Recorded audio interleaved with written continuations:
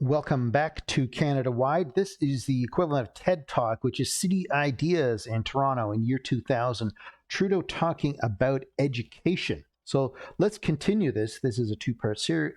It's going to be more than two parts of this, but it's broken out for more convenience. So let's have a listen, continuation of Trudeau talking about this. Grade school, in grade 6, I remember we had this teacher who gave me drills, who gave all of us drills. Very simple one. Just stand at the front of the board, say mental math.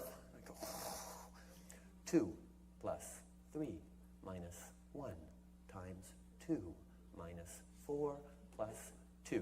How many people followed that? Okay? How many people could have followed that if they tried? I mean, and she'd slow down a bit. I would consistently get 0 out of 0 every single day on all 5 questions she'd ask. I'd get lost 2 or 3 down. You know what? I learned to work with that. I will be dysnumeric for the rest of my life. But I've been a math teacher in grade 5. I've been a math teacher in grade 8. I've tutored calculus. I finished, I've done university level math in an informal way because I have friends who are going through it and I used to help them out with it. I like mathematics. I love physics. Jamie knows. I cornered him last night and we talked science for hours. Okay, well, it seemed like hours to him, but it was exciting for me. The idea is that we all have difficulties, and this was mine, and I tried to figure out ways to get around it. So it was those are the challenges that all of us and all of my students are facing, and it's that winning, that getting through them, that getting past them, that making the mark, which makes me so proud of them right now. And I'll talk about one particular challenge in a bit, but I want to get back to the topic of Jamie, actually. Now, the idea is,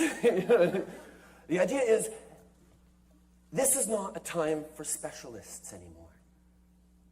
I mean, all we have to do is look at the internet. I mean, the challenge of a teacher to assign a project on, tell me about the Panama Canal. Well, a student will simply go online, find a couple of web pages all about the Panama Canal, choose, cut and paste, put it into an essay, hand it in. And there are, probably 250 web pages out there on the Panama Canal,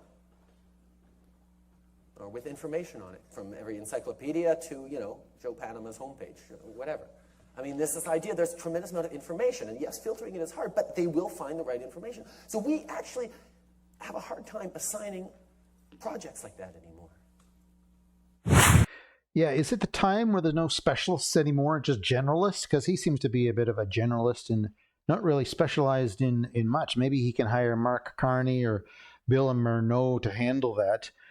And you don't need to know it, but you do need to know when you balance a books, or we need to talk about education to run prime minister. He won't win next election, but when Pierre comes in, maybe we do need to talk about some minimum requirements for it.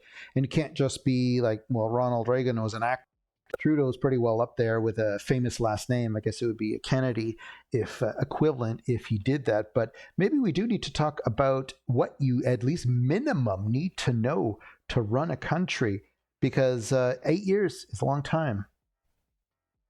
There must be a shift to an ability to process information, to take in knowledge from a variety of different sources and try to make sense of it. Trent Lott on the board there earlier today talking about, oh, I'm glad I don't need to know physics, Saying, I want my physicists to know physics, but, I'm just running a country. I don't need to know about, science stuff. I've got science advisors for that. Come on. The idea that, you can sort of close yourself off to a whole realm of human knowledge just because, you don't think it's going to be perfectly useful to you. Yeah, you don't need to believe in science. I wish he actually listened to himself now, because he's not listening to science, or he says, follow the science, but he never shows the science. And that's what happens a lot with him, that he doesn't show the science to explain what he's talking about. It is interesting to hear his perspective on this, and it goes on this video. Right. Maybe it was never going to be perfectly useful to him because, he was designed to be nothing more than, what he is. Sorry, be nice about that. But our students, They're going to be a million different things throughout their lives. They're going to be even how to describe now. And we have no comprehension of how to solve these challenges. I mean, a lot of the challenges we've left for them. You know, environmental, political, structural. If we're going to give them the tools, we have to give them the ability to think. Information is out there. It's not about teaching facts anymore. We get back to Jamie. It's not about teaching facts anymore. It's about your perception. Maybe this has to do with his censorship bill. That, like I said, you don't need to teach facts. You just need to push a narrative through. Then maybe the thought process of ruling everything and controlling everything, that's what it is. You do not need to know facts. That's pretty scary, since he ran the country after that. Astrophysicist that he is. I was asking him about far-range telescopes, and he told me that there's a software out there now that is designed to filter out the noise of far-off space and pick out which are distant stars or quasars or specks of matter from the background radiation and interference. And astrophysicists came up with this way. Yeah, that sounds really great, what he's talking about. I guess you can sort of go through any topic you can and just make your way through it. Like this next one, where some computing institute and talks to a bunch of brainiacs.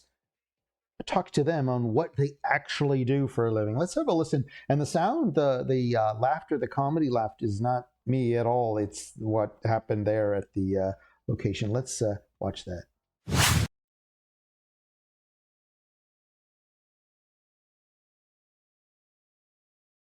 Or not. It's 1 or a 0. They're binary systems.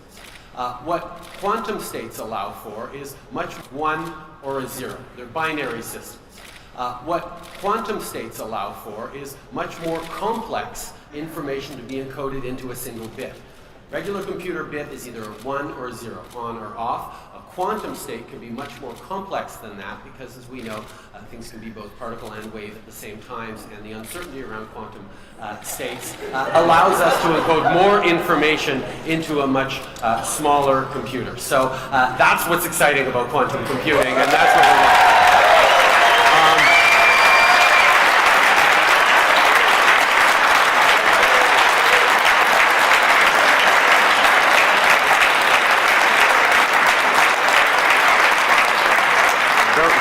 Don't get me going on this, or we'll be here all day.